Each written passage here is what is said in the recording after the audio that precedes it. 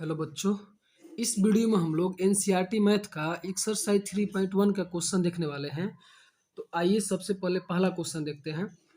कह रहा है कि आव्यूह ए बराबर इतना के लिए जो आव्यूह ए दिया गया है इसके लिए ज्ञात कीजिए कि पहला कह रहा है कि आव्यूह की कोटि, दूसरा बोल रहा है कि अवयवों की संख्या और तीसरा कह रहा है कि अवयव पता करना है आपको।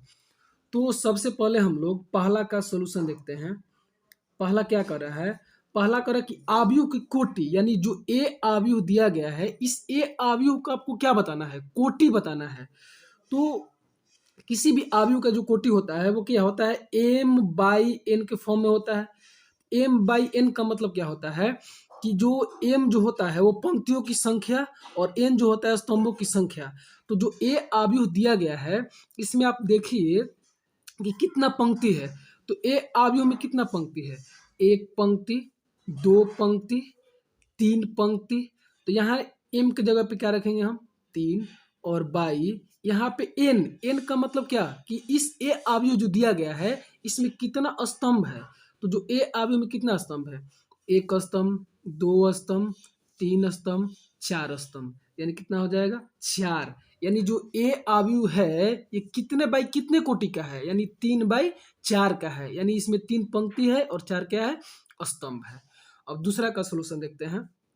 इसका सोल्यूशन क्या है, ये क्या हो रहा है कि अवयवों की संख्या। तो अवयवों का संख्या क्या होता है कि जो पंक्ति होता है और जो स्तंभ होता है उसको गुणा करके लिखने के बाद जो आता है वही क्या हो जाएगा, इस ए आव्यूह में अवयवों का संख्या हो जाएगा। इसमें देखिए आप कि एम जो है पंक्ति का संख्या, तो ए आव्यूह में पंक्ति का संख्या कितना है, तीन। और गुणा यहाँ पे एन क्या है, स्तंभों की संख्या। तो इस ए आव्यूह में स्तंभ का संख्या कितना है, चार। एक, दो, तीन, चार, तो चार हो जाएगा। यानी जो पंक्ति है और स्तंभ है यानी पंक्ति का संख्या और जो स्तंभ का संख्या है उसको गुणा करिए और गुणा करके लिखिए कितना हो जाएगा, तीन चौके कितना हो जाएगा, 12 हो जाएगा। यानी हम देख रहे हैं कि जो ये ए अवयव दिया गया है इसमें 12 क्या है, अवयव है।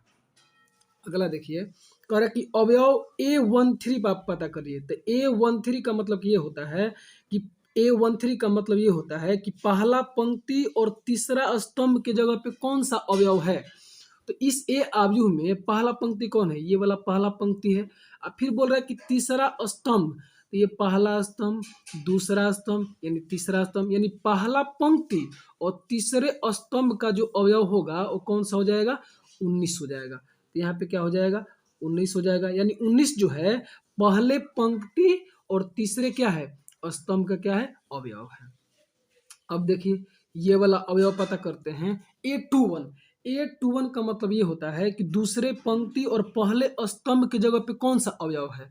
तो दूसरा पंक्ति, तो ये पहला पंक्ति, ये दूसरा पंक्ति, और फिर बोल रहा है कि पहला स्तंभ, तो ये पहला पंक्ति हुआ, दूसरा पंक्ति हुआ, अब फिर कर रहा है पहला स्तंभ। तो पहला स्तंभ आपका यही है, यानी कटान बिंदु यहीं पे आके मिल रहा है। तो कितना हो जाएगा, 35 हो जाएगा। अब यहाँ पे देखिए A33 देखते हैं।